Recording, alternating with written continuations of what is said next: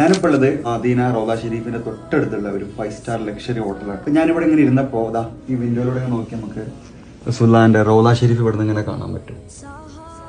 Okay, ഞാൻ കണ്ടപ്പോൾ എനിക്കൊരു അഹമ്മദ് അൽ മരീബിന്റെ പ്രൊഡക്റ്റ് ഓർമ്മ വന്നു. ഇതിന്റെ പേരാണ് അഹമ്മദ് അൽ മരീബിന്റെ റൗള.